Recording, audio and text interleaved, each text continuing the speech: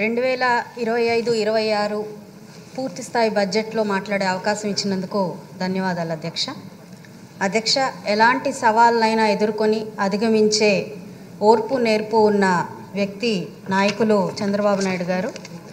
అయితే ఇప్పుడు రాష్ట్రం ఎదుర్కొంటున్న ఈ సవాల్ మాత్రం చాలా కఠినతరమైంది అధ్యక్ష.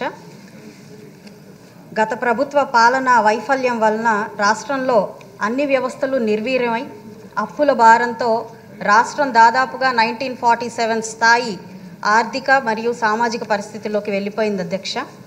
మరి ఇలాంటి పరిస్థితుల నుండి స్వర్ణాంధ్ర 2047 వైపు 10 సూత్రాలతో ముందుకు వెళ్ళడం అంటే ఎంతో శ్రమతో ఓర్పుతో నేర్పుతో కూడుకున్న ప్రయాణం అధ్యక్ష. ఇది స్వర్ణాంధ్ర 2047ని లక్ష్యంగా పెట్టుకొని ముందుకు ఈ బడ్జెట్ సర్వత్రా ఆమోదయోగ్యంగా ఇది ప్రజల ఆకాంక్షలకు అద్దం పడుతుంది అధ్యక్ష.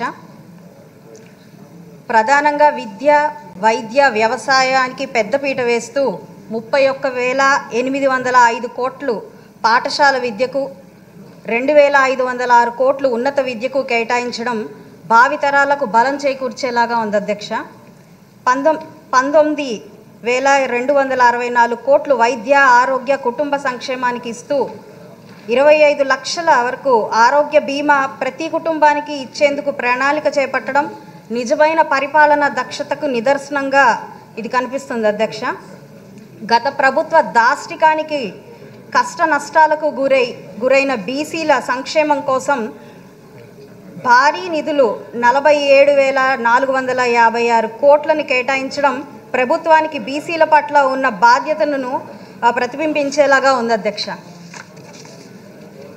గతంతో పోల్చుకుంటే ప్రతి రంగాన్ని బలోపేతం చేస్తూ 3,22,355 కోట్లతో ప్రతి రంగాన్ని బలోపేతం చేస్తూ రూపొందించిన ఈ బడ్జెట్ కేశవ్ గారి ఆలోచన తత్పరతకు, సమర్థతకు సూచికగా కనిపిస్తుంది అధ్యక్ష.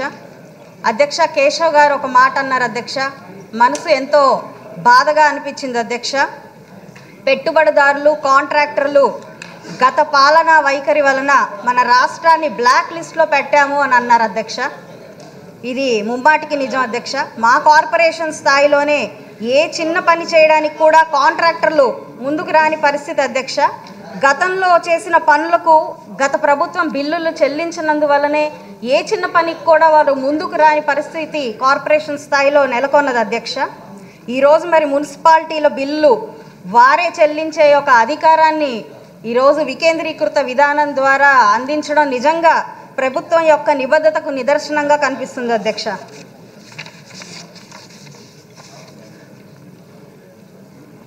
అధ్యక్ష, గత ప్రభుత్వం బడ్జెట్ అనే అంకెల గారడీ వలన 5 ఏళ్లు ప్రజలు ఏం కోల్పోయారో అర్థం చేసుకున్నారు అధ్యక్ష. అందుకే ఇటు అభివృద్ధిని, సంక్షేమాన్ని, సూపర్ 6లోని పథకాలను నెరవేరుస్తూ ముందుకు వెళ్తున్న ఈ బడ్జెట్ను ప్రజలు స్వాగతిస్తున్నారు అధ్యక్ష. చివరగా అధ్యక్ష, దేశం నాకేమిస్తుంది అన్నది కాకుండా నేను దేశానికి ఏమిస్తున్నాను అనే స్ఫూర్తితో, బాధ్యతతో పౌరులందరం ముందుకు వెళ్తే ఖచ్చితంగా రాష్ట్రాలు, అదేవిధంగా ఈ దేశం సుభిక్షంగా ఉంటుంది అన్న పెద్దలు చెప్పిన మాటల్ని గుర్తు చేస్తూ ఈ యొక్క అవకాశాన్ని నాకు అందించినందుకు చంద్రబాబు నాయుడు గారికి, కేశవ్ గారికి, మీకు ధన్యవాదాలు చెప్తున్నాను. శ్రీమతి దివ్య.